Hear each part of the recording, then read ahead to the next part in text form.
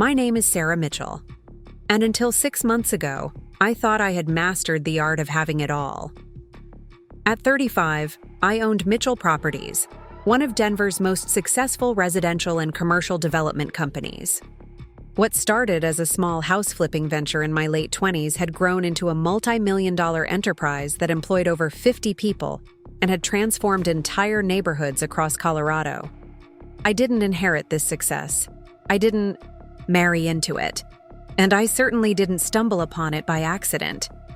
Every square foot of property, every successful development deal, every satisfied client came from 16-hour workdays, calculated risks, and an unwavering belief that I could build something extraordinary from nothing. But before we jump back in, tell us where you're tuning in from, and if this story touches you, make sure you're subscribed, because tomorrow I've saved something extra special for you. Our home in Highlands Ranch reflected that success. A stunning 4-bedroom house with soaring ceilings, floor-to-ceiling windows, and a kitchen that had been featured in Colorado Homes magazine. The granite countertops gleamed under designer pendant lights, and the massive island could seat 8 people comfortably. It was the kind of space where families gathered, where memories were made, where love was supposed to flourish. David and I had chosen this house together 7 years ago, back when he still looked at me with genuine admiration instead of the barely concealed resentment that had crept into his eyes over the past few years. David worked as a marketing manager at a mid-sized advertising firm downtown.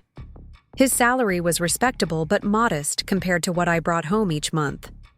In the beginning, this dynamic hadn't bothered either of us. He'd been proud of my ambition, supportive of my late nights and weekend work sessions.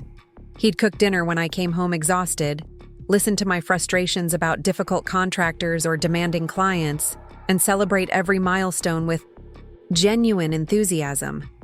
When Emma was born 8 years ago, David had stepped up as the primary caregiver while I built my business, and I'd been grateful for his partnership. But success has a way of changing relationships, sometimes in ways you don't notice until it's too late. As Mitchell Properties grew and my income multiplied, I began to see subtle shifts in David's behavior. The pride in his eyes when people asked what I did for work gradually transformed into something else. Embarrassment, maybe, or wounded ego.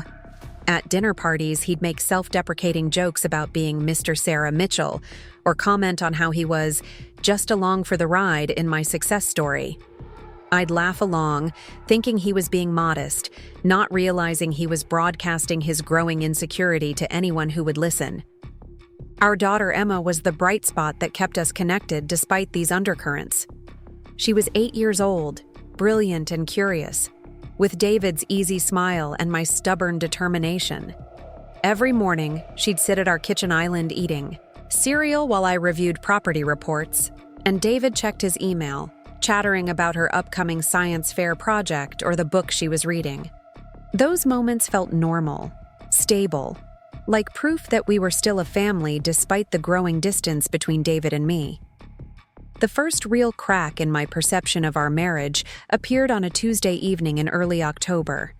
I'd been working late on a major commercial development project, a mixed-use complex that would transform an abandoned shopping center into luxury condos and retail space. The deal was worth 8 figures to my company, but it required constant attention to zoning, details, contractor negotiations, and city planning meetings. When I finally arrived home at nearly 10 o'clock, expecting to find David and Emma asleep, I discovered Emma in the living room, still in her school clothes, watching television. "Where's Daddy?" I asked, dropping my briefcase and immediately moving into mom mode. Emma shrugged without taking her eyes off the screen. "He said he had to run some errands. He left me a sandwich for dinner." I felt a stab of irritation mixed with concern. David knew I'd be late, and leaving Emma alone for hours wasn't something we'd ever discussed or agreed upon. When I called his phone, it went straight to voicemail. He didn't come home until after midnight, slipping into bed with a mumbled excuse about meeting up with old college friends who were in town unexpectedly. Over the following weeks, these mysterious errands became more frequent. David would disappear for hours on weekend afternoons, claiming he needed to run to Home Depot or meet a friend for coffee. His explanations were always vague and delivered, with the kind of forced casualness that made my business instincts prickle with suspicion. In real estate, you learn to read people quickly, when they're lying about their budget, hiding property defects, or trying to manipulate negotiations. David was exhibiting all the classic signs of deception. But I told myself I was being paranoid, that work stress was making me see problems where none existed. The truth revealed itself on a crisp Saturday morning in late November, just 2 days before Thanksgiving. Emma had spent the night at her best friend's house, and David had claimed he needed to go into the office to catch up on some marketing campaign that was behind schedule. I'd planned to use the quiet morning to review proposals for a new luxury development project, spreading documents across our kitchen island while I drank coffee and enjoyed the rare solitude. Around 10:30, I realized I'd left my laptop charger upstairs and went to retrieve it from our bedroom. As I plugged in the charger, David's phone buzzed on his nightstand. He'd forgotten it in his rush to leave, which struck me as odd since David was practically attached to his device. The screen lit up with a text notification, and without thinking, I glanced over. The preview showed just enough to make my blood run cold. "Can't wait to feel your hands on me again. Last night was incredible. When can we?" My hands trembled as I picked up the phone. David had never been paranoid about privacy. His passcode was Emma's birthday, just like it had always been. The full message made my stomach lurch. "Can't wait to feel your hands on me again. Last night was incredible. When can we meet up today? I'm thinking of that little hotel room where you made me scream your name." The contact was saved simply as J with a heart emoji. I scrolled up through their conversation, my heart pounding, harder with each exchange. Weeks of messages chronicled an affair that was clearly physical, emotional, and ongoing. David had been lying about those errands, those late nights, those weekend disappearances. While I'd been working to provide for our family, he'd been sneaking around with someone named Jay, someone who seemed to have an insatiable appetite for both sex and drama based on her messages. Then I saw her photo. David had sent several pictures of himself to Jay, and she'd reciprocated with images that left nothing to the imagination. She was young, probably mid-20s, with long dark hair, an athletic build, and the kind of confidence that came from knowing men found her irresistible. Her social media profiles, which I found by searching her phone number, revealed her identity: Jessica Rodriguez, a personal trainer at Elite Fitness Studio downtown. Her Instagram was filled with workout videos, motivational quotes about living your best life, and photos of her toned body in various workout attire. As I dug deeper into their digital relationship, the scope of David's betrayal became clear. This wasn't a recent fling or a moment of weakness. They'd been seeing each other for at least 4 months. David had been taking her to restaurants I'd suggested for our anniversary, but that he'd claimed were too expensive. He'd bought her jewelry using our joint credit card, listing the charges as client gifts for his marketing work. Most infuriatingly, he'd taken her to our family cabin in Boulder, the place where Emma had taken her first steps, where we'd celebrated anniversaries and holidays, where I'd foolishly believed our happiest memories were made. The final insult was discovering that Jessica knew exactly who I was. Her messages referenced "your rich wife" and "the boss lady who pays for everything." She'd even joked about how David was living off mommy's money while sneaking around with a real woman.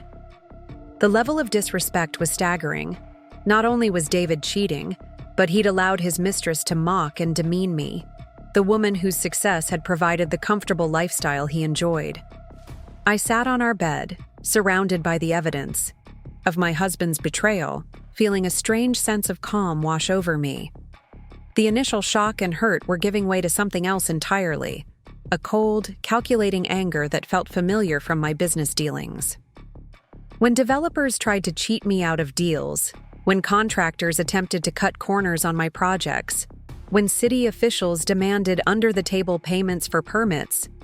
I didn't get emotional. I got strategic. David had made a fundamental miscalculation. He'd assumed that because I was busy with work, because I trusted him, because we'd built a life together, he could carry on this affair indefinitely without consequences. Jessica had made an even bigger mistake. She'd underestimated the woman whose home she was helping to destroy, whose family she was treating as a joke, whose resources she was indirectly benefiting from through David's purchases. I spent the rest of that morning methodically documenting everything. Screenshots of every message, photos of every receipt I could find, records of David's mysterious absences cross-referenced with Jessica's social media posts showing her in locations around Denver. I created a detailed timeline of their relationship and began researching both of their backgrounds. Jessica lived in a modest apartment complex on the east side of Denver, drove a 10-year-old Honda Civic, and according to her social media complaints, was constantly struggling with rent and student loan payments. David, meanwhile, had grown comfortable with a lifestyle that was far beyond what his marketing manager salary could support. As I compiled this information, a plan began forming in my mind.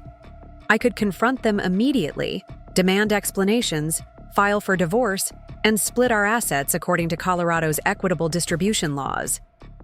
I'd probably keep the house and get primary custody of Emma, but David would still walk away with a significant portion of the wealth I'd built. Jessica would disappear back to whatever rock she'd crawled out from under, probably moving on to her next target within weeks. Or I could do something else entirely, something that would ensure both David and Jessica understood exactly what it meant to cross Sarah Mitchell. When David returned home that afternoon, I was back in the kitchen, calmly reviewing development proposals as if nothing had happened. His phone was exactly where he'd left it, and I gave no indication that I'd discovered his secret. He kissed my cheek, a gesture that now felt like another betrayal, and asked about my morning. I told him about the luxury development project, watching his face carefully for any signs of guilt or discomfort. He nodded and made appropriate responses, but I could see the distance in his eyes, the way he was already planning his next escape to see Jessica. That evening, as we sat around the dinner table with Emma chattering about her upcoming Thanksgiving school play, I studied David with new eyes.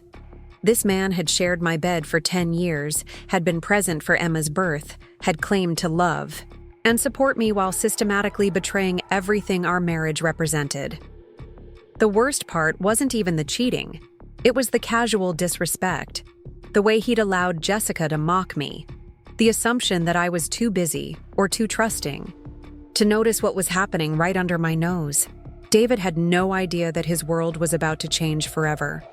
Jessica had no clue that her little affair was about to cost her everything she'd worked for. They thought they were being clever, thought they were getting away with something, thought that Sarah Mitchell was too distracted by business success to pay attention to her personal life. They were about to learn just how wrong they were. Over the next few days, as we prepared for Thanksgiving, I maintained the facade of normalcy while privately strategizing. I researched Jessica's employment situation, her financial status, her living arrangements, and her social connections. I used my business network to gather information about her gym, her landlord, and even her previous relationships. In real estate, information is power, and I was determined to know everything about my husband's mistress before I made my next move. The opportunity I'd been waiting for presented itself on Thanksgiving morning. Emma was helping me prepare side dishes while David allegedly ran to the grocery store for last-minute items we'd forgotten. His phone, once again, had been left behind in his rush to leave. This time, when it buzzed with a message from Jessica, I was ready. "Happy Thanksgiving, baby," her message read. "I'm so grateful for you. Can't wait to celebrate our own private holiday later. I have something special planned that's going to blow your mind." Attached was a photo that made my jaw clench with fury. Jessica wearing nothing but an apron, posed in what was clearly a kitchen, with a caption that read, "Dessert is served." I screenshot the message, added it to my growing file of evidence, and then did something that surprised even me. I responded, "Sounds perfect," I typed, mimicking David's casual texting style. "What time should I come over?" Her response was, "Immediate. How about 8 p.m.? I'll make sure we have plenty of privacy. Bring your appetite." I smiled grimly as I typed back, "Can't wait."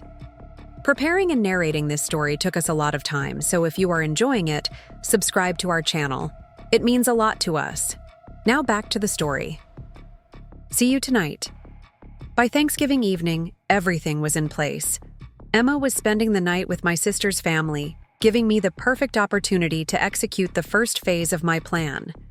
David, of course, manufactured an excuse to leave. After dinner, some story about helping a coworker who was having car trouble. I watched him go, knowing exactly where he was headed and what he thought he was going to find when he got there. What he would actually find was something entirely different. Something that would set in motion a chain of events that would destroy not just his affair, but his entire comfortable existence. Jessica Rodriguez had no idea that when she opened her apartment door that evening, she wouldn't be greeting her lover. She'd be meeting the woman whose life she'd been casually destroying for months, the woman whose family she'd mocked, the woman whose resources had been funding her little romance. And I was going to make sure that meeting was one she'd remember for the rest of her life. The next morning, I woke up with the kind of clarity that only comes after a sleepless night of planning. While David snored peacefully beside me, completely oblivious to the storm brewing around him, I had spent hours crafting a strategy that would systematically dismantle both his affair and Jessica's comfortable little world. In real estate, successful developments require careful planning, precise timing, and the ability to anticipate problems before they arise. Revenge, I was discovering, followed remarkably similar principles. My first call was to Lisa Chen, a talent agent I'd met through various Denver business networking events. Lisa ran a boutique agency that specialized in commercial casting and had built her reputation on discretion and results. We'd maintained a casual professional relationship over the years, occasionally referring clients to each other when business opportunities arose. More importantly, Lisa had access to a pool of attractive, ambitious young men who were willing to take on unconventional projects for the right compensation. "Sarah, what a pleasant surprise," Lisa said when she answered my call. "Are you looking to cast for a commercial development project? I remember you mentioned wanting to create some lifestyle marketing materials for your luxury properties." "Something like that," I replied, settling into my home office with a steaming cup of coffee. "I need someone specific. Male, late 20s, attractive but not obviously model perfect, intelligent enough to carry on conversations about business and investments. This would be more of an acting role than traditional modeling." Lisa's tone shifted slightly, indicating her professional curiosity was piqued. "That's an interesting brief. What kind of acting role are we talking about? Duration? Compensation? Special requirements?" 3 months maximum, potentially less, depending on how quickly we achieve the desired results. The role involves portraying a successful real estate investor, someone with family money who's looking to expand his portfolio in the Denver market. He'd need to be comfortable in upscale social situations, knowledgeable enough about property, investment to sound convincing, and charismatic enough to be genuinely attractive to women. I could hear Lisa typing notes as I spoke. The compensation would be substantial. $50,000 upfront, plus all expenses for wardrobe, housing, and entertainment during the project. An additional $100,000 bonus upon successful completion. There was a pause on Lisa's end. "Sarah, I have to ask. This sounds like it goes beyond traditional commercial work. Are we talking about some kind of social media campaign? Lifestyle branding? I want to make sure everyone's expectations are aligned."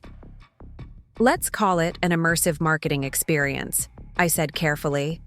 My client base includes many affluent single women who invest in luxury properties.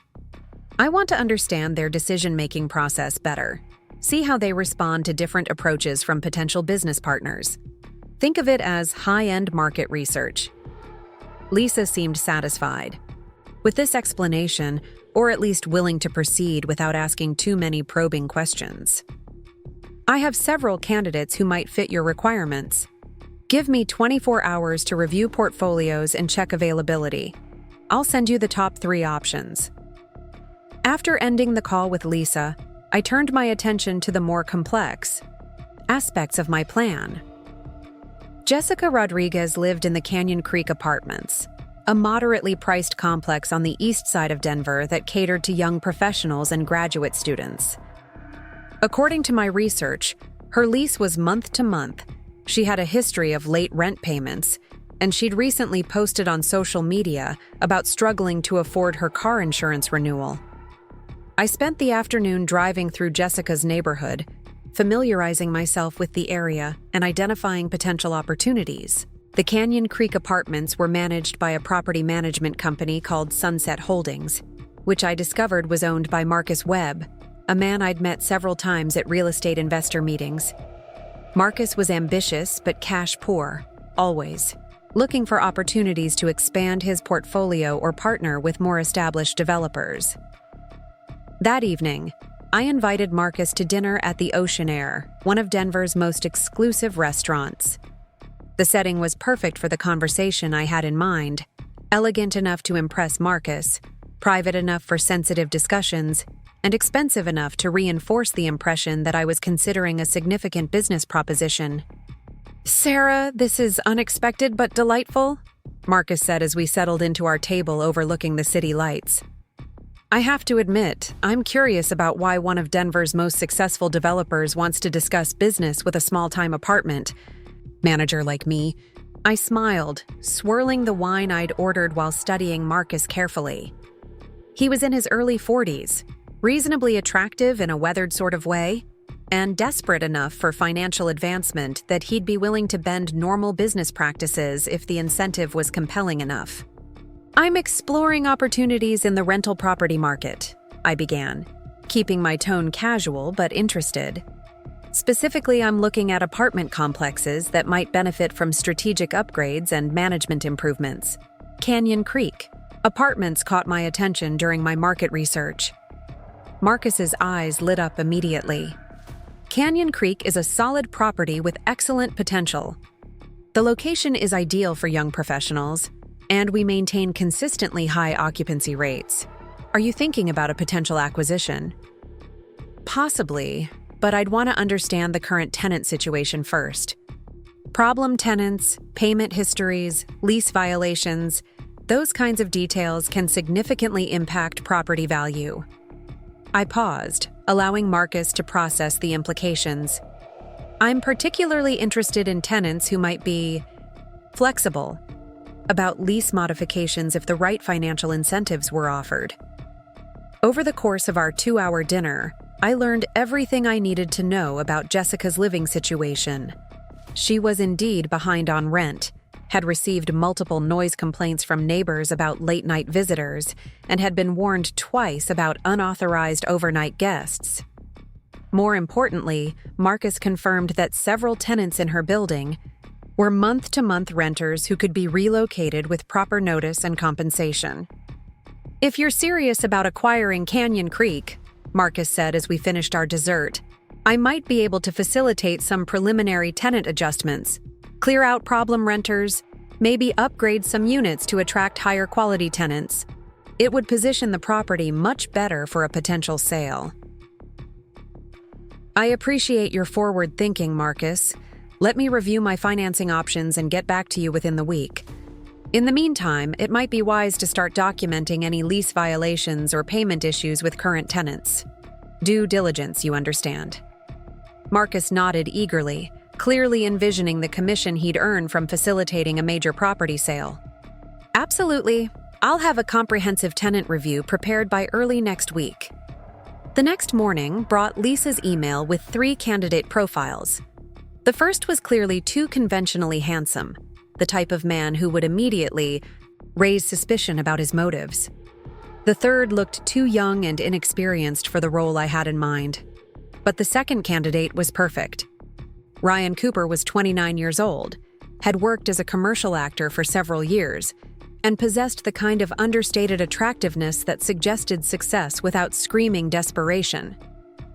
His headshots showed a man comfortable in both casual and formal settings, with intelligent eyes and the sort of easy smile that inspired confidence. His acting background included corporate training videos, commercial work, and several small theater productions, indicating he could handle improvisation and maintain character consistency over extended periods. More importantly, Ryan's background research revealed exactly the kind of financial motivation that would ensure his complete cooperation. He'd been struggling to book steady work, was behind on student loan payments, and had recently moved back in with roommates to reduce his living expenses. The compensation I was offering would solve all his immediate problems and provide enough financial security to pursue better opportunities. I arranged to meet Ryan at a neutral location, a coffee shop in Lodo that was busy enough to provide privacy, but upscale enough to begin establishing the persona he'd need to adopt. When he arrived precisely on time, dressed in a well-fitted, but clearly inexpensive suit, I knew Lisa had chosen correctly. "Mr. Cooper, thank you for meeting with me on such short notice," I said, gesturing for him to join me at a corner table. "Lisa mentioned you might be interested in a unique acting opportunity." Ryan settled into his chair with the kind of practiced composure that suggested he was accustomed to auditions and client meetings. She said it was a long-term commercial project with significant compensation. I have to admit I'm intrigued, especially since she was somewhat vague about the specific requirements. "The project involves portraying a successful real estate investor over a period of several months," I began, watching Ryan's expression carefully. "You'd be living the role completely. Luxury apartment, expensive car, designer wardrobe, the works. The goal is to create an authentic persona that can navigate Denver's high-end social and business circles convincingly." Ryan's eyebrows rose slightly, but his professional demeanor remained intact. "That sounds like method acting taken to an extreme level. What's the ultimate objective? A film project, documentary, social media campaign?" "Think of it as immersive market research," I said, echoing the explanation I'd given Lisa. "I want to understand how successful young investors are perceived and treated in various social situations. Your job would be to embody that persona and document the interactions and responses you receive." I slid a folder across the table containing a detailed overview of the role, compensation structure, and timeline. Everything you'd need would be provided: housing, transportation, wardrobe, entertainment budget. Your only job would be to become Ryan Cooper, heir to a successful East Coast real estate family, looking to expand into the Denver market. As Ryan reviewed the documents, I could see him processing both the opportunities and potential complications. "This is remarkably comprehensive," he said finally. "The compensation is certainly attractive, but I have to ask, are there any legal or ethical concerns I should be aware of? I'm not comfortable with anything that could be considered fraud or deception in a legal sense." "Nothing illegal," I assured him, which was technically true. "You'd be representing yourself as a real estate investor, which you would be, since you'd have access to funds for legitimate property investments. Any relationships you develop would be genuine, based on your own personality and charm. Think of it as a very well-funded networking opportunity." Ryan studied the contract for several more minutes before looking up with a decision made. "When would this start?" "Immediately. I have an apartment selected and we can begin the wardrobe and persona development process this weekend. Are you prepared to commit fully to this role?" Ryan's smile was confident and slightly excited. "Ms. Mitchell, I've been waiting for an opportunity like this my entire career. You can count on me to deliver exactly what you're looking for." The following week moved with the precision of a well-orchestrated development project. Ryan's transformation began with a complete wardrobe overhaul at Denver's most exclusive men's stores. I accompanied him personally, ensuring every piece projected the right combination of success and approachability. Tailored suits, designer casual wear, watches that suggested family wealth without being ostentatious, shoes that cost more than most people's monthly rent. Every detail was calculated to create the impression of inherited success rather than new money. The apartment I'd selected was a 2-bedroom luxury unit in the Spire building downtown, with floor-to-ceiling windows offering panoramic views of the Rocky Mountains. The monthly rent was $8,000, a sum that would reinforce Ryan's wealthy background while positioning him perfectly within Jessica's aspirational social circle. I'd furnished it myself with pieces that suggested refined taste backed by substantial resources. Ryan's cover story was thoroughly developed and rehearsed. He was the youngest son of a prominent Boston real estate family, educated at Northwestern with an MBA from Wharton, looking to establish his own development firm in Colorado's growing market. He had family money backing his ventures, but wanted to prove himself independently, which explained both his resources and his relative anonymity in Denver circles. The final piece of his transformation was transportation. I purchased a 2-year-old BMW X5 in Ryan's name, a vehicle that projected success without the flashiness that might raise suspicions about his background. The car was registered to a legitimate LLC I'd established for the project, complete with business bank accounts and credible financial documentation. While Ryan adapted to his new identity, I was simultaneously positioning the other elements of my strategy. Marcus Webb had completed his tenant review of Canyon Creek Apartments and, as expected, had identified Jessica as a problem renter with multiple lease violations and a history of late payments. He was eager to begin eviction proceedings if it would facilitate my supposed acquisition of the property. "I've documented everything carefully," Marcus told me during our follow-up meeting. "Noise complaints, unauthorized guests, late fees, the works. We could initiate eviction proceedings immediately, but I want to make sure that aligns with your timeline for the property acquisition." "Let's hold off on formal eviction proceedings for now," I replied. "I'm still finalizing financing, and I want to observe the property dynamics for a few more weeks. But please continue documenting any additional violations. It's always better to have too much evidence than too little." Marcus nodded eagerly, clearly anticipating the substantial commission he'd earn from facilitating what he believed would be a major property sale. "I'll keep detailed records of everything. If you need any specific information about individual tenants or building operations, just let me know." By the end of Ryan's second week in his new role, he had successfully established himself in several of the social circles that overlapped with Jessica's world.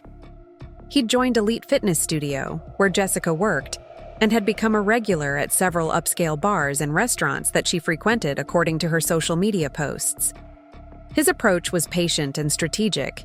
He was positioning himself to be noticed without appearing to pursue anyone specifically. "She's definitely aware of me," Ryan reported during one of our weekly briefings. "I've seen her watching when I'm working out, and she made a point of walking past my machine several times during yesterday's session. Her body language suggests interest, but she hasn't approached directly yet." "That's exactly what we want," I replied. "Let her come to you." Women like Jessica are predators who prefer to initiate contact when they think they've identified a promising target. Your job is simply to be an irresistible target. Ryan's acting skills proved invaluable as he navigated the delicate balance between being attractive and being available. He projected the confidence of inherited wealth without the arrogance that might make him seem unapproachable. He was friendly with gym staff, generous with tips at restaurants, and knowledgeable about real estate in a way that suggested both expertise and substantial investment capacity. Meanwhile, David continued his affair with Jessica, completely oblivious to the web being woven around them. His mysterious errands and late-night disappearances continued with clockwork regularity, and he'd grown increasingly careless about covering his tracks. I found restaurant receipts in his pockets for places he'd claimed never to have visited, credit card charges for jewelry I'd never seen, and even a hotel key card tucked inside his wallet. The most insulting discovery was a romantic getaway David had planned for the weekend after Thanksgiving. According to the confirmation emails I found in his browser history, he'd booked a luxury suite in Vail, complete with spa treatments and champagne service. The reservation was for Mr. and Mrs. Mitchell, meaning he was planning to register Jessica under my name, using my identity to facilitate their romantic escape.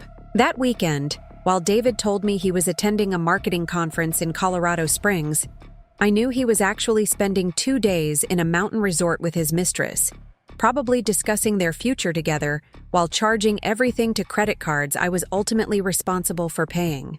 The level of disrespect was staggering, but it also provided the perfect opportunity to begin the active phase of my plan. On Sunday evening, as David returned from his supposed conference, Ryan finally made direct contact with Jessica. According to his report, she'd approached him at the gym's smoothie bar, commenting on his workout routine and asking if he was new to the area. Their conversation lasted nearly 30 minutes, during which Ryan expertly deployed his cover story while showing just enough interest to encourage her pursuit without seeming eager. "She's definitely intrigued," Ryan told me that night. "She asked about my work, where I live, whether I'm seeing anyone. I kept my answers vague but promising. Mentioned I'm expanding my family's real estate business into Colorado, that I'm still getting settled and haven't had time to meet many people. She volunteered her number and suggested we grab coffee sometime to discuss Denver neighborhoods. Perfect. Accept her invitation, but don't seem too eager. Successful men don't rearrange their schedules for women they've just met. Make her work for your attention." As December began, all the pieces of my carefully constructed plan were falling into place. Ryan had successfully captured Jessica's interest and was slowly reeling her in with the promise of wealth and status she'd never be able to resist. Marcus Webb was documenting every aspect of Jessica's lease violations, building an ironclad case for eviction whenever I chose to deploy it. David was growing increasingly reckless in his affair, providing me with more evidence of his betrayal, while remaining completely unaware that his comfortable world was about to collapse. The beauty of my strategy was its patience. Unlike the immediate confrontation that most betrayed spouses chose, I was building toward a systematic destruction that would eliminate both David's affair and Jessica's ability to continue her predatory lifestyle. When the final phase began, neither of them would see it coming until it was far too late to escape the consequences. But before I could spring the trap, I needed one more element to fall into place. I needed Jessica to make the choice that would seal her fate. The decision to abandon David for what she believed was a better opportunity. Only then could I ensure that both of them would face the full consequences of their betrayal. The confrontation that would ultimately bring everything to a head was still weeks away, but I could already envision how it would unfold. Jessica would learn too late that her new wealthy boyfriend was an illusion, that her apartment was about to be taken away, and that the comfortable life she'd been building on the foundation of other people's relationships was nothing more than a house of cards. David would discover that his affair had cost him not just his marriage, but his home, his financial security, and his access to the lifestyle my success had provided. The man who had taken my trust for granted, who had allowed his mistress to mock and demean me, would finally understand exactly what he had thrown away, and I would watch it all unfold from a position of complete control, having orchestrated every element of their destruction with the same precision I brought to my most challenging development projects. Some people might call it revenge, but I preferred to think of it as justice, a long overdue accounting for the pain they had caused and the disrespect they had shown. The real confrontation was still to come, but as I watched David sleep peacefully beside me, completely unaware of the storm gathering around him, I felt a deep satisfaction in knowing that everything was proceeding exactly according to plan. The first coffee date between Ryan and Jessica took place on a crisp December morning at Fuel Cafe, a trendy spot in the Highlands neighborhood that attracted exactly the kind of upwardly mobile crowd Jessica aspired to join. I watched from across the street, sipping my own coffee while pretending to review property documents, as Ryan deployed his carefully crafted charm offensive. Jessica had dressed for the occasion in designer athleisure that probably cost more than her monthly car payment, her hair perfectly styled and makeup flawlessly applied despite the early hour. She'd clearly done her research on Ryan, because she arrived with conversation topics about luxury real estate developments and investment opportunities that she'd obviously memorized from online articles.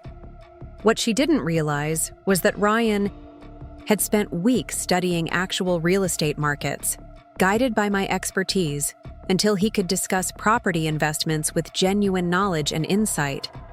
"The Denver market is fascinating right now," Ryan was saying as I observed their interaction through the cafe's large windows.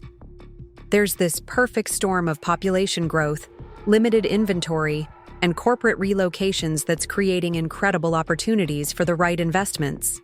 My family's been watching the Colorado market for years, waiting for the optimal entry point." Jessica leaned forward, her body language screaming interest as she absorbed every word. "That's so exciting. I've always been fascinated by real estate investment, but I never really understood how to get started. It seems like you need so much capital up front." Ryan smiled with just the right combination of modesty and confidence. "Capital is important, obviously, but it's really about understanding market dynamics and having the patience to wait for the right opportunities. My father always says that real estate fortunes are made by people who can see potential where others see problems." As their conversation continued, I could see Jessica's predatory instincts activating. She was asking subtle questions about Ryan's background, his family's wealth, his personal life, probing for information while presenting herself as the kind of sophisticated woman who belonged in his world. Her performance was actually quite impressive, a masterclass in gold digging disguised as genuine interest. What Jessica couldn't possibly know was that every detail of Ryan's backstory had been meticulously crafted to appeal to her specific weaknesses. His family's Boston real estate empire, his Ivy League education, his plans to establish himself independently in Denver. All of it was designed to trigger her fantasies of escaping her current life and ascending to a higher social class through strategic relationship choices. By the end of their 2-hour coffee date, Jessica had successfully maneuvered Ryan into asking for her number, which he did with the perfect amount of confidence mixed with gentlemanly restraint. She left the cafe practically glowing with satisfaction, probably already imagining herself as the girlfriend of a wealthy real estate heir, while Ryan headed back to his luxury apartment to report on the mission's progress. "She took the bait completely," Ryan told me that evening as we debriefed in his downtown apartment. "She's smart enough to be cautious, but the appeal of wealth and status is clearly overriding her better judgment. She asked a lot of probing, questions about my background, but she seemed satisfied with my answers." "Did she mention her current relationship situation?" I asked, though I already knew from David's increasingly frequent disappearances that their affair was continuing, unabated. She was deliberately vague about that, said she was keeping her options open and wasn't looking for anything serious right now. Classic behavior for someone who's already involved but shopping for an upgrade. Over the following weeks, Ryan and Jessica's relationship developed with the calculated precision of a well-executed sales campaign. Their second date was dinner at Guard and Grace, an upscale steakhouse where Ryan could demonstrate his familiarity with fine dining and expensive wine. Jessica's eyes had widened when he casually ordered a bottle of Dom Perignon without checking the price, a detail that I knew would be circulating through her social media within hours.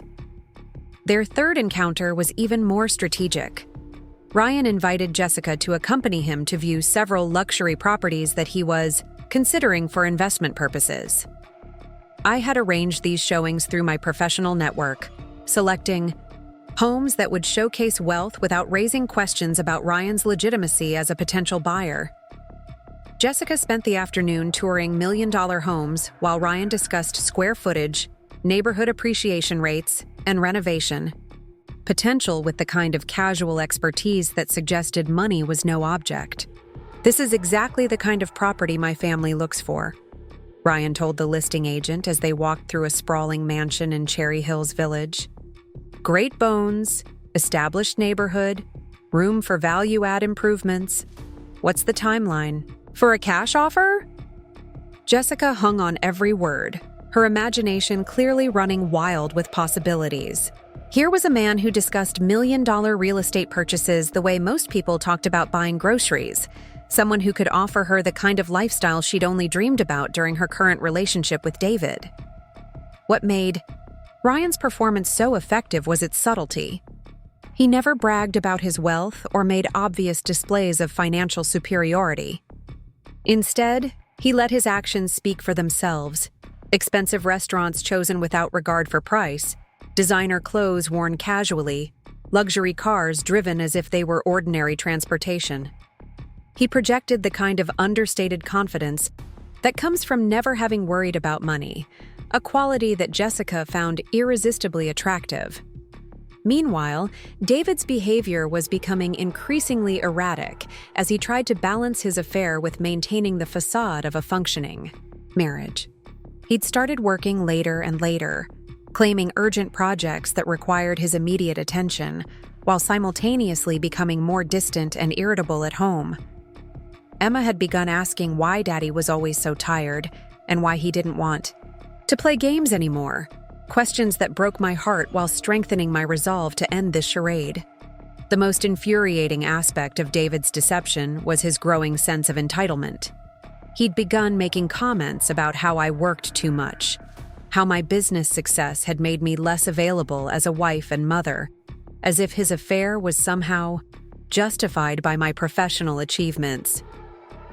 He was rewriting our history to cast himself as the neglected husband rather than the unfaithful partner, a narrative that made his betrayal easier to rationalize. During the second week of December, Marcus Webb provided an update on Jessica's living situation that added another layer to my growing strategy. "She's been having loud arguments with someone late at night," he reported during our phone conversation. "Multiple neighbors have complained about shouting, door slamming, the works. I've documented 3 separate incidents in the past week alone." I knew exactly what those arguments were about. David was growing frustrated with the limitations of their affair, wanting more time together while Jessica was increasingly distracted by her budding relationship with Ryan. She was trying to manage 2 relationships simultaneously, keeping David as her financial safety net while pursuing Ryan as her ticket to real wealth and status. "Have you observed any pattern to these disturbances?" I asked Marcus, maintaining the pretense that I was simply gathering information for my property acquisition evaluation, usually late evening or weekend afternoons. There's definitely a male voice involved, and from what neighbors have described, it sounds like relationship drama. The kind of tenant situation that really brings down property values, if you know what I mean. "I do indeed. Please continue documenting everything. These kinds of patterns are exactly what serious property investors need to understand before making acquisition decisions." As December progressed, Ryan's relationship with Jessica deepened in exactly the ways I had anticipated.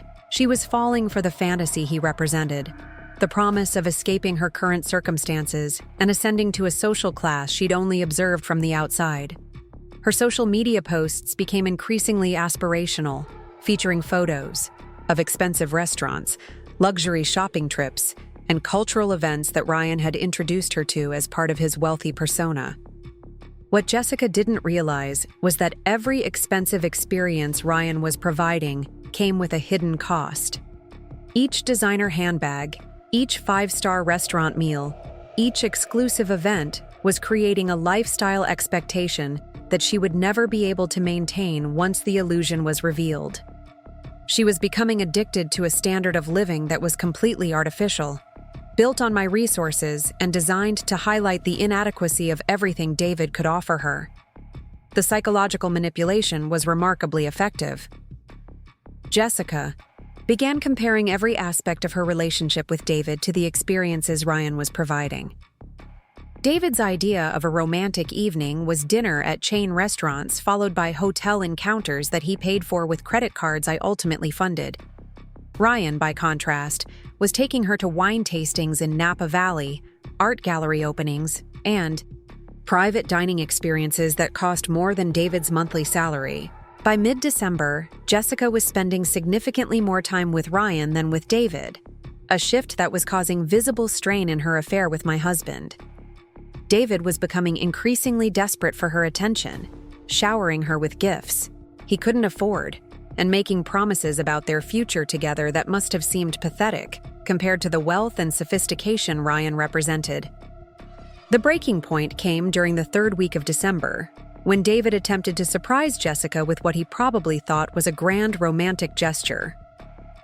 According to Ryan's reports, David had shown up unannounced at Jessica's apartment, with flowers and jewelry, expecting to whisk her away for a spontaneous romantic weekend. Instead, he found her preparing for a date with Ryan, dressed in a designer outfit that he certainly hadn't purchased for her. There was apparently a huge argument, Ryan told me during our weekly briefing. She called me afterward, very upset, saying her ex-boyfriend was being possessive and wouldn't accept that their relationship was over. She asked if I could pick her up because she felt unsafe staying at her apartment. This was exactly the opening I had been waiting for. And how did you respond? I played the protective hero, of course, told her she could stay at my place, as long as she needed, that I wouldn't let anyone make her feel threatened or uncomfortable. She practically melted with gratitude. Jessica's decision to move in with Ryan, even temporarily, represented a crucial escalation in my plan. She was now living in the luxury apartment I was funding, surrounded by the expensive furnishings I had selected, completely dependent on the artificial lifestyle I had created. More importantly, she had effectively ended her relationship with David, who was undoubtedly devastated by her sudden abandonment. From David's perspective, his younger mistress had inexplicably chosen another man over him, leaving him with nothing to show for months of deception and financial irresponsibility except credit card debt and the growing suspicion that I was becoming aware of his behavior. He was trapped between the affair that had suddenly ended and the marriage he had systematically undermined, with no clear path forward and no understanding of how completely he had been outmaneuvered. The beauty of this phase was its psychological precision. Both David and Jessica were experiencing exactly the kind of emotional turmoil they had inflicted on me, but with the added dimension of financial consequences that would make their situations infinitely worse. David was facing the collapse of his fantasy relationship while simultaneously dealing with mounting debt and the growing impossibility of hiding his betrayal from me. Jessica was living a lifestyle that would inevitably be revealed as artificial, creating expectations and dependencies that would make her eventual fall even more devastating. As Christmas approached, I began planning the final phase of my strategy. Jessica was now completely isolated from her previous life, dependent on Ryan's continued generosity, and convinced that she had successfully traded up to a relationship with genuine long-term potential.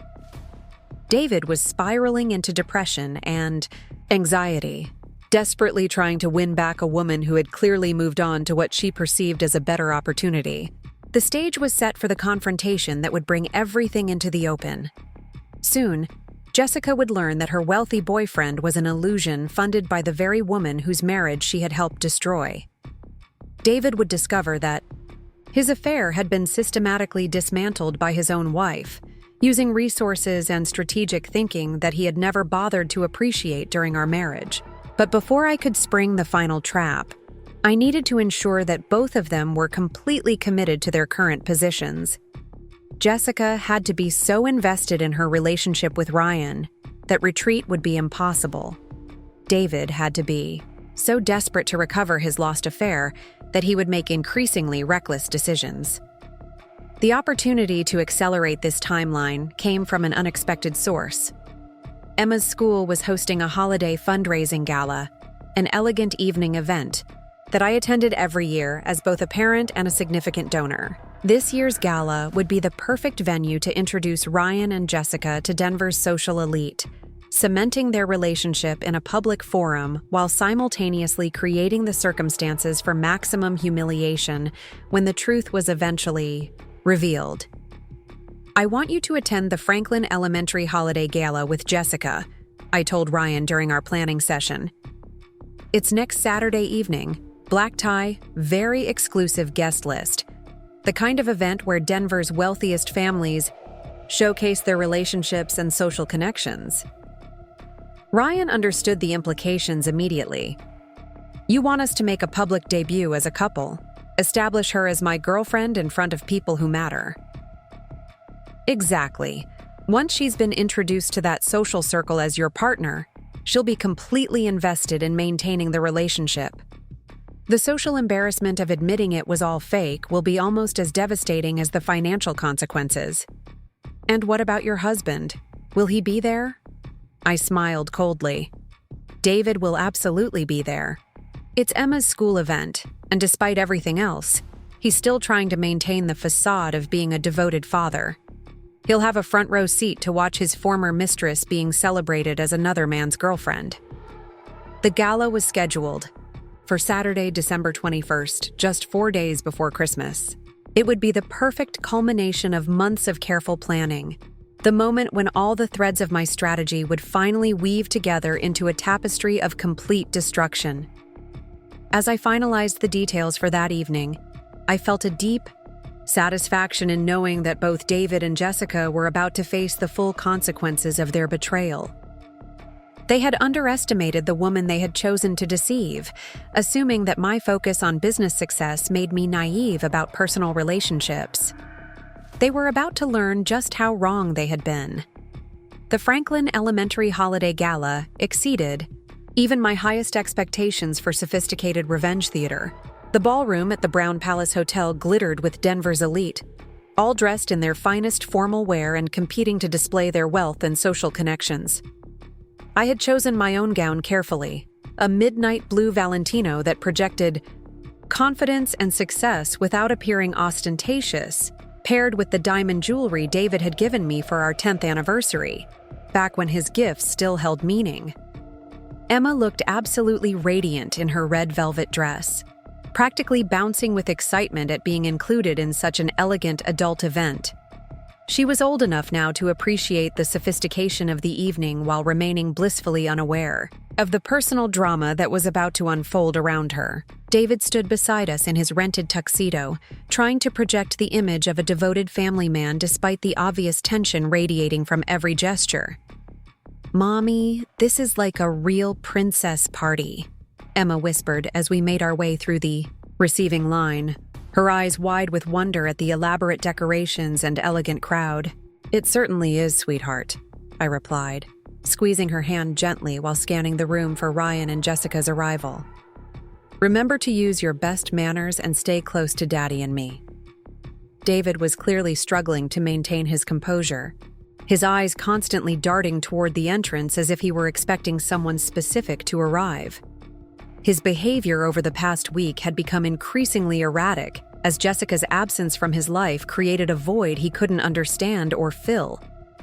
He'd attempted to contact her multiple times, only to discover that she'd blocked his number and social media accounts, effectively erasing him from her life with the casual cruelty that came so naturally to her. The irony was delicious. David was experiencing the same kind of sudden, inexplicable abandonment that he had been inflicting on our family for months, except his situation was infinitely worse because he had no understanding of why Jessica had chosen to disappear. From his perspective, their affair had been progressing normally until she had suddenly vanished, leaving him to wonder whether he had said or done something wrong, or whether she had simply grown tired of him. As we mingled with other families, accepting congratulations on Emma's academic achievements and my recent business successes, I kept one eye on the entrance while maintaining perfectly normal conversations about school fundraising goals and holiday vacation plans. David's distraction was becoming increasingly obvious to anyone paying attention. but most people attributed his nervous energy to work stress or holiday anxiety, rather than the collapse of his secret relationship. At precisely 8:30, Ryan and Jessica made their entrance, and the impact was everything I had hoped for and more. Ryan looked devastatingly handsome in a custom tuxedo that fit him like a second skin, his confidence radiating the kind of easy sophistication that money and breeding were supposed to provide. Jessica was absolutely stunning in a floor-length emerald gown that probably cost more than her monthly rent, her hair styled in an elegant updo that showcased diamond earrings Ryan had given her just days before. They moved through the ballroom, like a couple who belonged in such rarefied social circles, greeting other guests with the perfect balance of warmth and reserve that indicated both good breeding and substantial wealth. Jessica's transformation was remarkable. She had completely adopted the mannerisms and speech patterns of the upper-class social set, speaking in measured tones about art collections and charitable foundations as if she had been raised in this world rather than desperately trying to infiltrate it. The moment David spotted them, his face went completely white. I watched him process the sight of his former mistress on another man's arm, dressed in clothes he could never afford, moving through social circles he would never be able to access. The recognition was immediate and devastating. This was why Jessica had abandoned him, why she had blocked his contact attempts, why she had disappeared from his life without explanation. "Sarah? Who is that stunning couple by the silent auction display?" asked Margaret Thornton, one of the school's major donors and a woman whose opinion carried significant weight in Denver social circles. "They look like they stepped out of a magazine." "I believe that's Ryan Cooper," I replied with carefully calculated casualness. "He's from a prominent Boston real estate family, looking to expand into the Colorado market. Quite successful, from what I understand." "And his companion?" "Jessica Rodriguez, I think. She seems lovely." As Margaret and several other prominent women began discussing Ryan and Jessica with the kind of excited interest that wealthy socialites reserved for attractive new additions to their circle, I could see David struggling to maintain his composure. He was watching his former mistress being embraced by the very social elite he had always felt excluded from, seeing her achieve in one evening the kind of acceptance and status that his marketing manager's salary would never provide. The evening's program included dinner, dancing, and a charity auction, featuring items donated by local businesses and wealthy families. Ryan had contributed a weekend getaway package to a luxury resort in Aspen, complete with private jet transportation, a donation that generated significant buzz among the attendees, and further cemented his reputation as someone with serious financial resources. During the cocktail hour, Ryan and Jessica worked the room with practiced efficiency, collecting introductions to Denver's most influential families while projecting the kind of effortless charm that suggested they belonged in such company. Jessica's performance was particularly impressive. She had clearly studied the social dynamics of high society events and was deploying every technique she had observed or researched. "Ryan, I understand you're exploring investment opportunities in our local market," said Harrison Banks, whose family owned several prominent Denver businesses. "Have you identified any particular sectors of interest?" "Primarily mixed-use developments and luxury residential projects," Ryan replied smoothly. "The demographic trends in Colorado are creating some fascinating opportunities for developers who understand urban planning dynamics. I'm particularly interested in projects that combine sustainable design with premium amenities." As Ryan discussed his supposed investment strategies with genuine knowledge and enthusiasm, Jessica stood beside him radiating pride and satisfaction. She had clearly convinced herself that she had successfully traded up from David's middle-class limitations to Ryan's upper-class advantages, never suspecting that her new boyfriend's wealth was as artificial as everything else about their relationship. David spent most of the cocktail hour hovering at the edges of conversations, trying to position himself close enough to overhear Ryan and Jessica's interactions without being obvious about his surveillance. His pain was palpable as he watched Jessica laugh at Ryan's jokes, touch his arm affectionately, and bask in the attention and respect that the wealthy crowd was showering on them both. The dinner portion of the evening seated families at round tables according to their donation levels and social connections. As one of the school's most generous supporters, I was placed at a premier table with other major donors, including the Thorntons, the Banks family, and several other influential couples. David sat beside me, mechanically eating his meal while stealing glances at Ryan and Jessica's table across the room. "Emma, you must be so proud of your mother's success," Margaret Thornton said during the main course. "Building a business empire, while raising a family, requires remarkable dedication and intelligence." "Mommy works really hard," Emma replied with the serious tone she adopted when discussing adult topics. "She says that if you want something important, you have to be willing to work for it and never give up." "Very wise advice," Margaret agreed, smiling warmly at Emma before turning back to me. "I imagine David must be incredibly supportive of your career achievements. It takes a special kind of man to be secure enough to celebrate his wife's success." David managed a weak smile and mumbled something appropriate about being proud of my accomplishments, but his distraction was becoming increasingly obvious to our table mates. Several people had begun exchanging concerned glances, clearly wondering whether he was feeling ill or dealing with some kind of personal crisis. The dancing portion of the evening provided Ryan and Jessica with the perfect opportunity to showcase their relationship for the assembled crowd. They moved together with the kind of effortless grace that suggested either natural compatibility or extensive practice, drawing admiring glances from other couples and cementing their status as the evening's most attractive pair.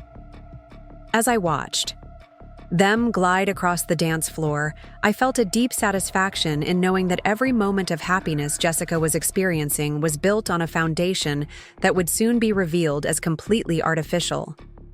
She was falling deeper in love with an illusion, becoming more invested in a lifestyle that would disappear as suddenly as it had appeared, creating expectations and dependencies that would make her eventual crash infinitely more devastating. David's suffering was equally satisfying, though for different reasons.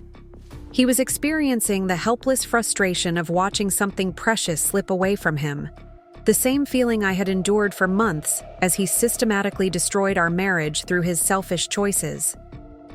The difference was that David's loss was entirely self-inflicted, the direct result of his betrayal and arrogance. During the charity auction, Ryan successfully bid on several high-ticket items, including a wine-tasting tour of Tuscany and a custom jewelry piece from a local designer. His casual willingness to spend thousands of dollars on auction items further reinforced his image as someone with unlimited financial resources, while simultaneously demonstrating his commitment to supporting the school and community. $35,000 for the Italian wine tour, announced the auctioneer as Ryan's final bid was accepted. "Thank you, Mr. Cooper, for your generous support of Franklin Elementary's arts program." The applause that followed was genuine and enthusiastic, with several people congratulating Ryan on his community spirit and Jessica on her good fortune in finding such a generous partner. From across the room, I could see David's face contorting with a mixture of rage, despair, and disbelief as he watched his former mistress being celebrated as the girlfriend of a man who could casually spend more money in one evening than David earned in several months. As the evening wound down, Ryan and Jessica accepted multiple invitations to future social events, including holiday parties, art gallery openings, and charity fundraisers that would further integrate them into Denver's elite social circle. Jessica was practically glowing with triumph as she collected business cards and promised to attend various upcoming functions, clearly believing she had successfully infiltrated the upper echelons of Colorado society. The final insult came as families were preparing to leave. Margaret Thornton approached our table with Ryan and Jessica in tow, clearly intending to facilitate introductions between the evening's most successful new couple and one of the school's most prominent families. "Sarah, I wanted to introduce you to Ryan Cooper and Jessica Rodriguez," Margaret said, with the enthusiasm of someone orchestrating what she believed would be a mutually beneficial social connection. "Ryan is exploring real estate opportunities in Denver, and I thought you two might have some interesting business perspectives to share. The moment was perfect in its cruelty. David was forced to stand silently beside me as I was formally introduced to his former mistress and her new boyfriend, watching Jessica smile politely while showing no recognition of the man whose life she had helped destroy. For Jessica, David had become invisible, a forgettable chapter in her past that held no relevance to her promising future with Ryan. "It's a pleasure to meet you both," I said with genuine warmth, shaking hands with Ryan and Jessica while David stood frozen beside me. "I hope you're enjoying Denver's social scene. The community here is quite welcoming to newcomers, especially those who are interested in contributing to local causes." "Everyone has been incredibly gracious," Jessica replied with the poised confidence of someone who believed she had finally found her proper social level. "Ryan and I are looking forward to becoming more involved in community activities." As we exchanged pleasantries about Denver's real estate market and cultural attractions, I could feel David's shock and confusion radiating beside me. He was struggling to understand how Jessica could stand 3 feet away from him, acting as if he had never existed, while simultaneously appearing more happy and confident than he had ever seen her during their affair. The evening concluded with Ryan and Jessica departing in a hired car service, waving goodbye to their new social connections while planning which invitation they would accept first. David watched them leave with the expression of a man who had just witnessed his entire world collapse, unable to comprehend how completely and thoroughly he had been replaced.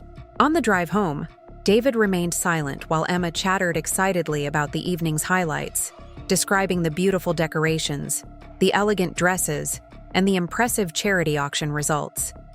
His silence was so profound that even Emma eventually noticed, asking whether Daddy was feeling sick or tired. "I'm fine, sweetheart," David managed to say, though his voice carried the hollow quality of someone who was anything but fine. "It was a long evening and I'm just tired." But I knew that David's silence had nothing to do with fatigue and everything to do with the devastating realization that his affair was completely and permanently over. He had lost Jessica to a man who was everything he could never be: wealthy, sophisticated, socially connected, and genuinely attractive to the kind of woman Jessica wanted to become. What David couldn't possibly understand was that his loss was only the beginning. The evening's events had been carefully orchestrated to achieve this exact outcome, to ensure that Jessica was so thoroughly committed to her relationship with Ryan that retreat would be impossible when the truth was finally revealed.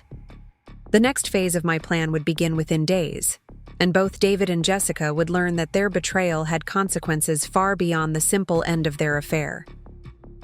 They had chosen to deceive and disrespect the wrong woman, and now they would face the full weight of that miscalculation. As we pulled into our driveway, I felt a deep satisfaction in knowing that justice was finally beginning to unfold. The holiday gala had been more than just a social event. It had been the moment when both of my targets had committed themselves to positions from which escape would be impossible. The real confrontation was still to come, but the foundation had been perfectly laid. Soon, very soon, David and Jessica would understand exactly what it meant to cross Sarah Mitchell. Part 5. The Transformation. The week between Christmas and New Year's Eve moved with the deliberate pace of a carefully orchestrated demolition. While Denver's elite recovered from their holiday celebrations and planned their resolutions for the coming year, I was preparing to execute the final phase of a strategy that would leave both David and Jessica understanding exactly what they had lost through their betrayal. Ryan had spent Christmas Day with Jessica at his luxury apartment, showering her with gifts that reinforced her belief in their future together. A diamond tennis bracelet, designer luggage for the European vacation he had promised her, and a key to his apartment that symbolized her permanent place in his life. Jessica's social media posts from that day showed a woman who believed she had finally achieved everything she had ever wanted: wealth, status, and a partner who could provide the lifestyle she felt she deserved. David, meanwhile, had endured Christmas morning with Emma and me, going through the motions of family traditions while clearly struggling with depression and confusion. His attempts to contact Jessica had grown increasingly desperate over the past weeks, progressing from casual text messages to lengthy voicemails that bordered on pathetic. The silence from her end was driving him to distraction, creating the kind of emotional instability that would make him vulnerable to the revelations that were coming. On December 28th, Marcus Webb called with the information I had been waiting for. "Sarah, I have some interesting developments regarding the Canyon Creek property situation. The tenant we discussed, Jessica Rodriguez, has officially vacated her apartment. Left behind quite a mess, actually, and there are several outstanding violations that were never addressed." "Has she provided forwarding information?" I asked, though I already knew she was living with Ryan in the downtown apartment I was funding. "Nothing official. She seems to have just disappeared, leaving behind furniture and personal belongings. Under the terms of her lease, I can begin proceedings to recover unpaid fees and damages. It's exactly the kind of situation that's serious. Property investors need to be aware of." This development was perfect timing for the next phase of my plan. Jessica had effectively abandoned her previous life, burning bridges and leaving financial obligations unresolved in her rush to embrace what she believed was a better future. Her reckless behavior was creating a paper trail of irresponsibility that would make her eventual downfall even more complete. That same afternoon, I received a call from Lisa Chen with news that added another layer to the unfolding drama. "Sarah, I need to discuss something sensitive regarding the Ryan Cooper project. He's been asking questions about extending the timeline and increasing the scope of his role. I think he's becoming emotionally involved with the target, which could complicate the original arrangement." This was a development I had anticipated but hoped to avoid. Ryan's professional background had made him the perfect choice for this assignment, but extended exposure to Jessica's manipulation and the luxury lifestyle I was funding had apparently created genuine feelings that went beyond his contractual obligations. "What kind of questions is he asking?" I inquired, though I suspected I already knew the answer. "He wants to know if there's a way to transition this into a legitimate relationship. He's suggested that he could use his earnings from this project to establish himself independently, maybe even pursue a real relationship with Jessica once the assignment is complete. I think he's lost sight of the fact that this is a performance, not reality." Ryan's emotional investment in the role was both a complication and an opportunity. His genuine feelings for Jessica would make the final revelation more painful for both of them, but it would also ensure that he couldn't simply walk away when the truth was exposed. He would be forced to confront his own complicity in the deception, adding another layer of psychological consequences to the overall plan. "Schedule a meeting with Ryan for tomorrow evening," I told Lisa. "It's time to remind him of the terms of our agreement and prepare him for the project's conclusion." The meeting with Ryan took place at the same coffee shop where we had first discussed his involvement in the project. He arrived looking confident and relaxed, clearly believing that his success with Jessica had earned him some leverage in our arrangement. The transformation in his appearance was remarkable. Months of expensive clothes, professional grooming, and high-end living had given him the polish and confidence that came with genuine wealth. "Sarah, I'm glad we could meet," Ryan said as he settled into his chair. "I wanted to discuss some modifications to our original timeline. Jessica and I have developed something really special, and I think there might be opportunities to transition this into something more permanent." "Ryan, I appreciate your enthusiasm, but I think you may have lost sight of what this project was always intended to accomplish," I replied carefully. "Your job was to create a specific outcome, not to develop genuine feelings for the target." Ryan's expression shifted slightly, showing the first hint of defensive posture. "I understand the original parameters, but situations evolve. Jessica is an amazing woman, and what we have together feels real and valuable. I've been thinking that maybe I could use my compensation from this project to establish myself legitimately, create a foundation for an actual relationship. What you have with Jessica is built entirely on deception, I said bluntly. Your wealth, your background, your social connections, all of it is artificial, funded by resources that will disappear the moment this project concludes. Do you really think a relationship built on that foundation could survive the revelation of truth? Ryan was quiet for a long moment, clearly struggling with the implications of what I was saying. But she cares about me, not just the money. I know she does. We have real chemistry, real compatibility. Jessica cares about what you represent, not who you actually are. She's attracted to wealth, status, and the lifestyle you've been able to provide. Take away those elements, and I guarantee her feelings will disappear as quickly as they developed. As I watched Ryan process this reality, I felt a mixture of sympathy and satisfaction. He had performed his role perfectly, perhaps too perfectly, and now he was experiencing the same kind of emotional investment that made deception so devastating when it was finally revealed. He was about to learn the same lesson that David and Jessica would soon face, that actions built on lies inevitably collapse under the weight of truth. There's something else you need to understand, I continued.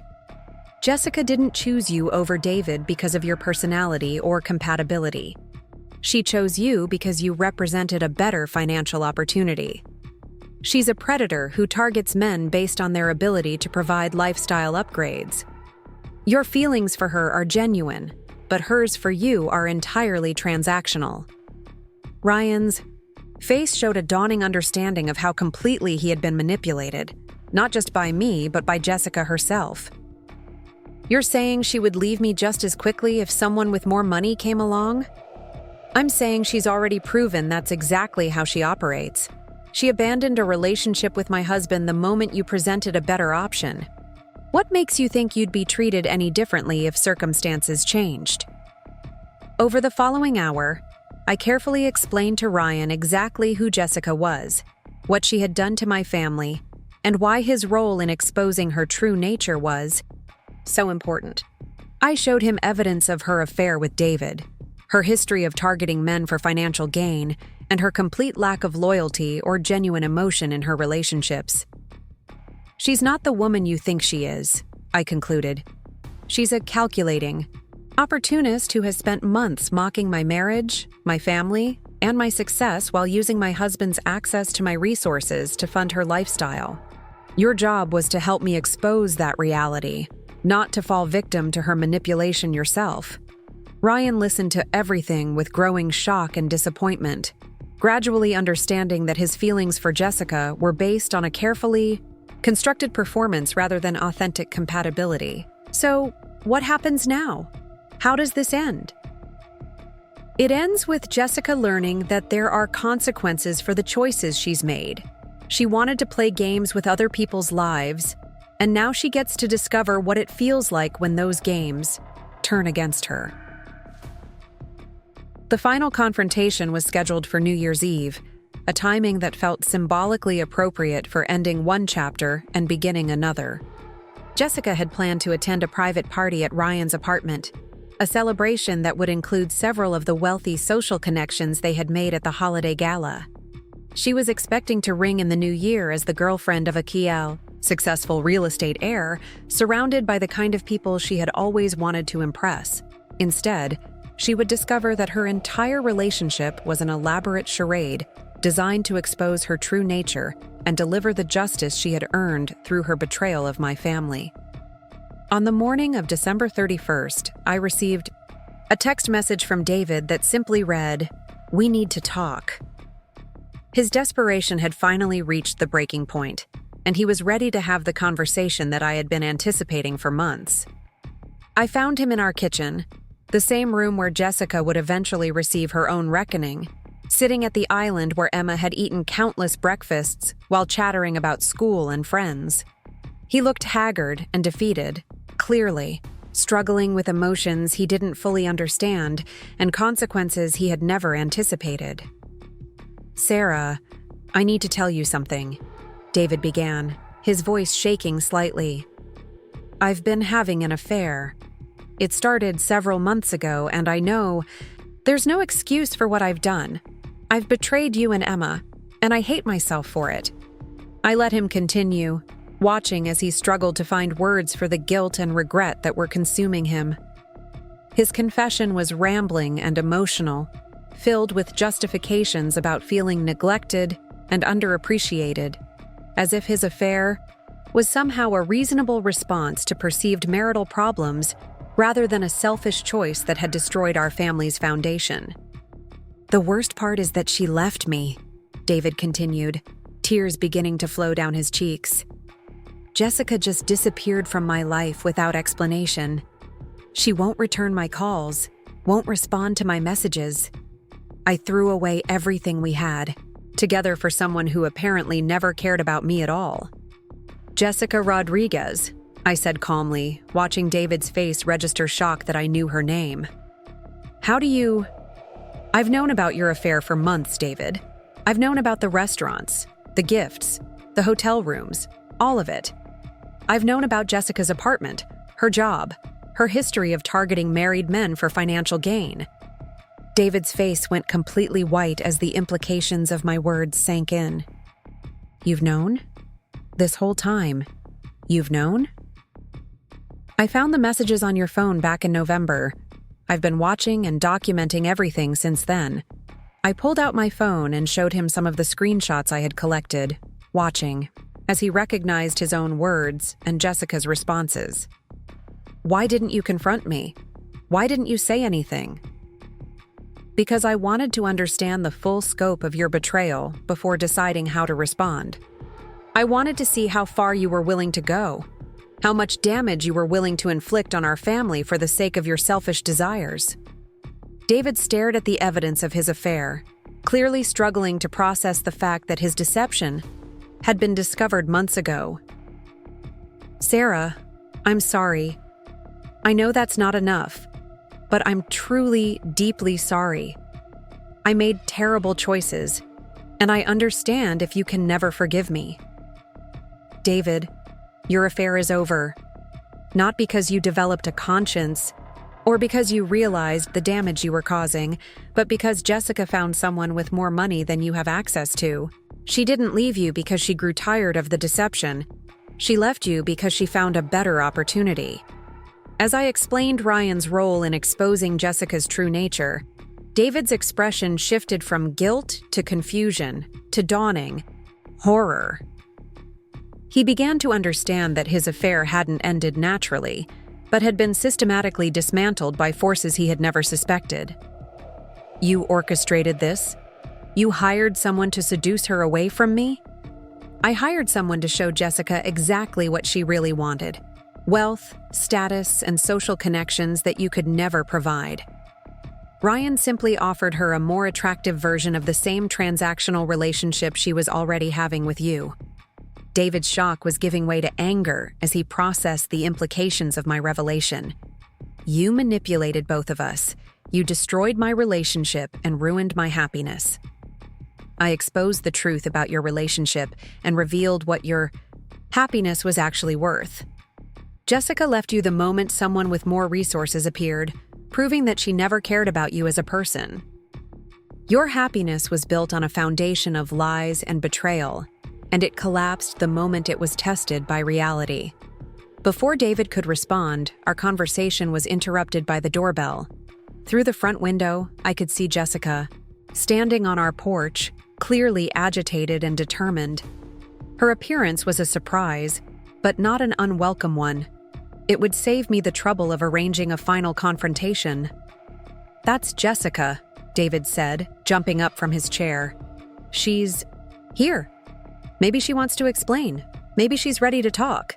"David, she's not here for you," I said calmly, but he was already heading toward the front door. When David opened the door, Jessica pushed past him into our entryway without invitation or greeting. She was dressed expensively but looked frazzled, her usual polished appearance showing cracks that suggested she was under significant stress. "Where is she?" Jessica demanded, her eyes scanning the room until they found me standing in the kitchen doorway. "Where is the bitch who's been playing games with my life?" "Jessica, what are you talking about?" David asked, clearly confused by her hostile attitude and apparent lack of interest in seeing him. "Shut up, David," Jessica snapped without even looking at him. "This has nothing to do with you anymore." She strode into our kitchen, invading the heart of my home with the same arrogance she had shown throughout her affair with my husband. "I know what you did," Jessica said, pointing an accusatory finger at me. "I know you hired Ryan to seduce me, to ruin my relationship with David, to destroy my life for your sick entertainment." "How did you find out?" I asked, genuinely curious about what had triggered her discovery. "Ryan told me everything this morning. He said he couldn't go through with your twisted plan anymore, that he had fallen in love with me and wanted to start fresh with an honest relationship. He confessed that you've been paying for everything, the apartment, the car, the clothes, all of it." This was an interesting development. Ryan had apparently decided to reveal the truth in hopes of salvaging some kind of genuine relationship with Jessica, not understanding that her reaction would prove everything I had told him about her character. "And how did you respond to his confession?" I asked. Jessica's face contorted with rage. "I told him he was a pathetic loser just like David, that I would never waste my time with a broke actor pretending to be rich. Then I came here to deal with you." "You came here to do what, exactly?" "I came here to make you pay for what you've done to me. You've cost me months of my life, made me fall for a lie, destroyed the best relationship I've ever had." "The best relationship you've ever had was built entirely on deception and financial manipulation. You didn't love Ryan. You loved what you thought he could provide. The moment you learned he wasn't actually wealthy, you discarded him just like you discarded David when someone better came along." Jessica's anger was escalating, her voice becoming shrill and her gestures increasingly aggressive. "You have no right to interfere in my life. David chose to be with me because I gave him something you couldn't: passion, excitement, appreciation for who he really was. David chose to be with you because you were young and available, and you chose to be with him because he had access to money you wanted to spend. Neither of you cared about the damage you were causing to my family or the lies you were telling to maintain your affair. At least I didn't manipulate and scheme like some psychotic control freak," Jessica shot back. "I was honest about what I wanted." "You were honest about wanting money and status, but you lied about everything else. You pretended to care about David while mocking him behind his back. You used his access to my resources to fund your lifestyle, while showing him no genuine loyalty or affection." As our argument escalated, David stood frozen in the corner of our kitchen, clearly overwhelmed by the revelation that both women in his life had been using him for their own purposes. His affair, which he had believed was based on genuine connection and mutual attraction, was being revealed as a transaction that neither participant had truly valued. "You want to know what I really think of your precious husband?" Jessica said, her voice dripping with contempt. "He's a weak, pathetic man who lives off his wife's success and pretends to be more important than he really is. I tolerated his mediocre performance in bed because he was willing to spend your money on me. But I never respected him for even 1 second." The cruelty in Jessica's voice as she described David was breathtaking, even to someone who had anticipated her true nature. She was revealing the complete contempt she had always felt for the man who had risked everything to be with her, destroying any illusions he might have maintained about their relationship. David's face showed the devastating impact of Jessica's words. He was finally understanding that his affair hadn't been the passionate romance he had imagined, but a cold transaction where he had been used and discarded without a second thought. "That's enough," David said quietly, but Jessica wasn't finished. "No, it's not enough," she said, turning her attention back to me. "You think you're so smart, manipulating everyone around you like chess pieces, but you're just a bitter, controlling woman who couldn't keep her husband satisfied." That was the moment Jessica made her fatal mistake.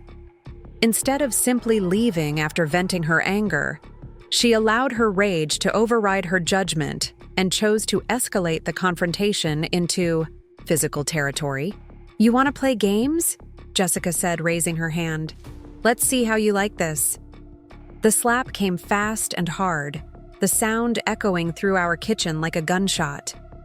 The impact sent pain shooting through my cheek and jaw, but the physical sensation was nothing compared to the satisfaction of knowing that Jessica had just provided me with the perfect justification for everything that was about to happen to her. "That was a mistake," I said calmly, touching my cheek where her handprint was already becoming visible. "Sarah, are you okay?" David asked, finally snapping out of his shocked paralysis. "I'm fine," I replied, pulling out my phone. But Jessica isn't going to be.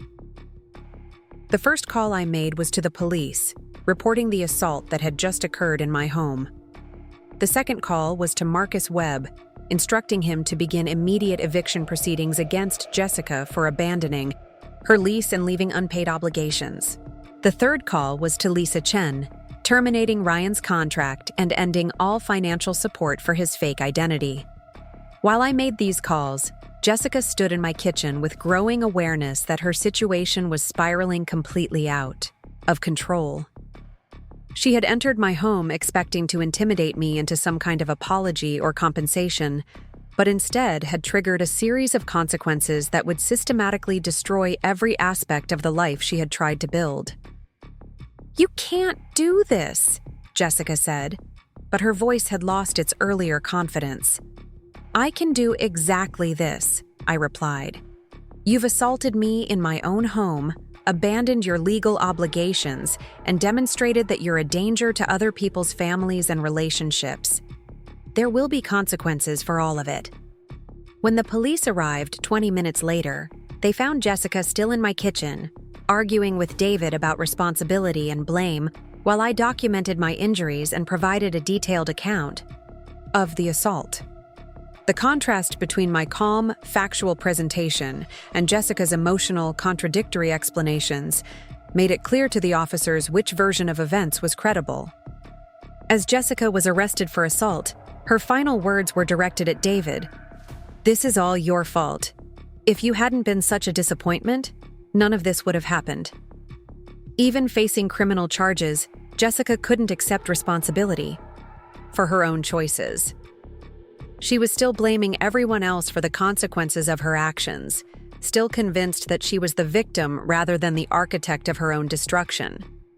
After the police left with Jessica in custody, David and I sat across from each other at our kitchen island, surrounded by the wreckage of everything we had built together over 10 years of marriage.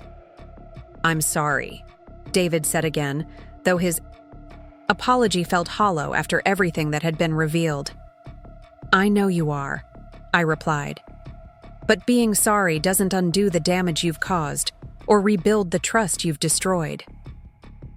Over the following hours, David and I had the conversation that should have happened months earlier. I explained the full scope of his betrayal, the evidence I had collected, and the systematic way he had undermined our family while pursuing his selfish desires. He listened with growing understanding of how completely he had failed as a husband and father. "What happens now?"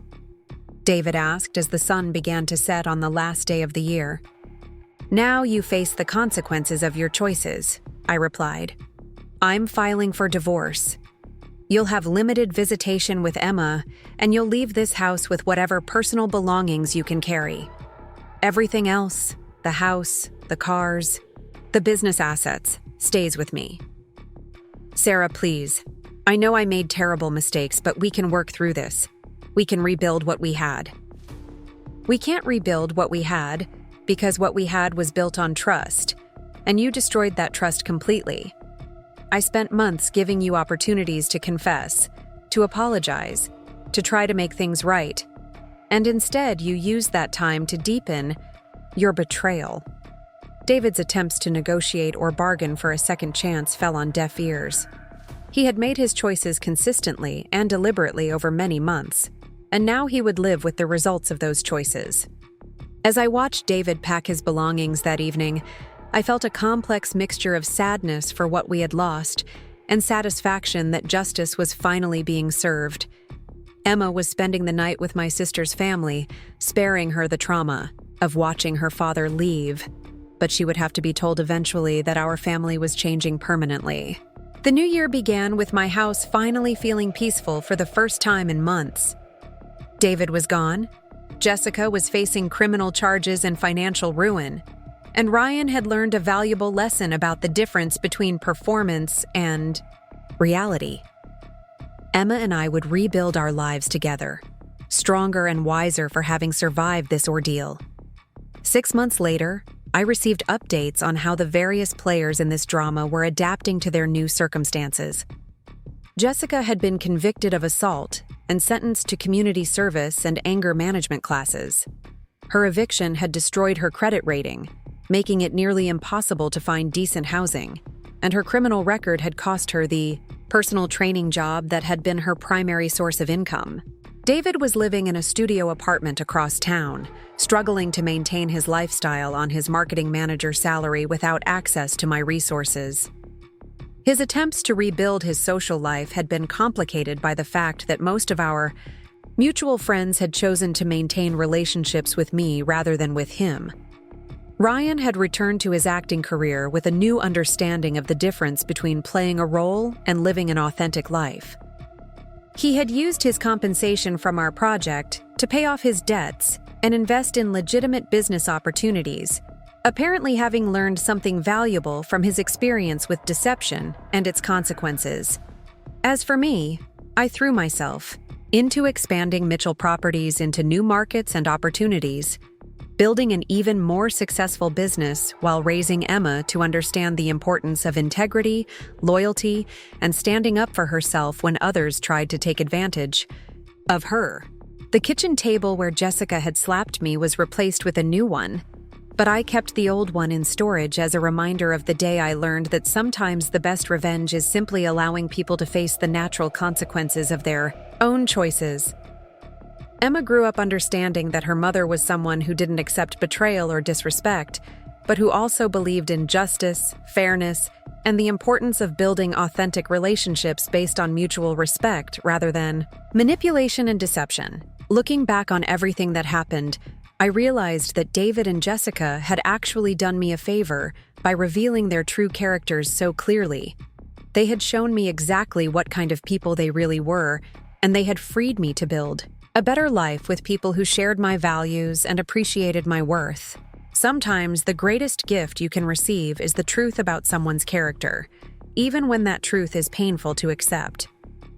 David and Jessica had given me that gift, and I had used it to create a foundation for a future that was built on honesty, integrity, and genuine respect.